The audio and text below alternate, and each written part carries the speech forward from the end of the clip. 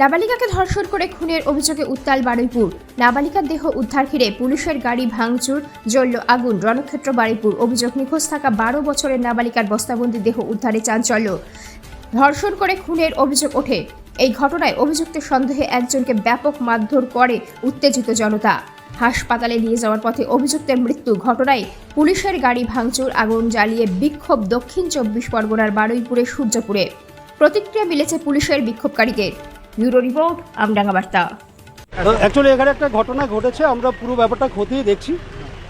যে ইনসিডেন্ট হয়েছে আমরা আশা করছি, কথা দিচ্ছি যে এটা যাতে সাজা হয় সেটার দিকে আমরা নিয়ে যাব এবং নেক্সট যা যা কাজ আছে আমরা আমাদের তরফ থেকে যতটা করার আমরা নিশ্চয়ই করব। কতজন ইনভেস্টিগেশন আমরা দেখে নিচ্ছি, পরে বলে নিচ্ছি, রেড চলছে।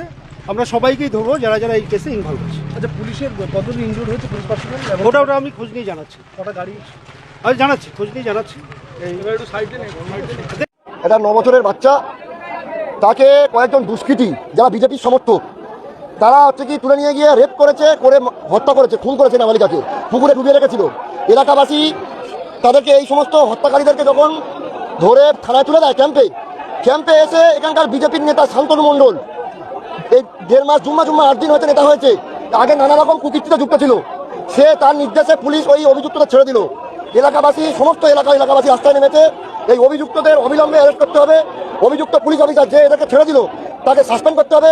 আর এই বিজেপি নেতা শান্তনু মণ্ডল যে এই অপকর্মকে প্রশ্রয় দিল তাকে অবিলম্বে অ্যারেস্ট করে সমান শাস্তি দিতে হবে, তাদেরকে। যারা মার্ডার করলো যে শাস্তি পাবে তাকেও সমান শাস্তি দিতে হবে। যদি ফাঁসির সাজা হয়, মহামান্য কোর্ট দেয়, একই শাস্তি দিতে হবে তাকে। প্রশাসন একদিকে, মুখ্যমন্ত্রী শুভেন্দু অধিকারী বলছে আইনের শাসন চলবে।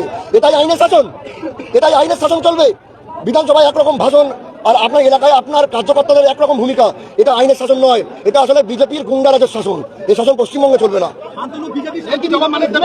এর জবাব দেখতে রাস্তায় মানুষ নেমে এসছে, শান্তিপ্রিয় মানুষের উপরে পুলিশ লাঠিচার্জ করছে। কিন্তু আমরা বলছি, যতক্ষণ না মূল অভিযুক্ত যারা দোষী গ্রেপ্তার হবে, তার সাথে শান্তনু মণ্ডলকে গ্রেপ্তার করতে হবে এবং ওই যে পুলিশ অফিসার যাকে ছেড়ে দিয়েছে তাকে সাসপেন্ড করতে হবে, তবে এই বিক্ষোভ উঠবে থেকে।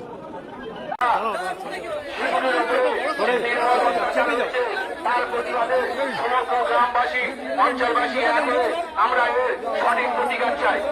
পুলিশ প্রশাসন হায় হায়।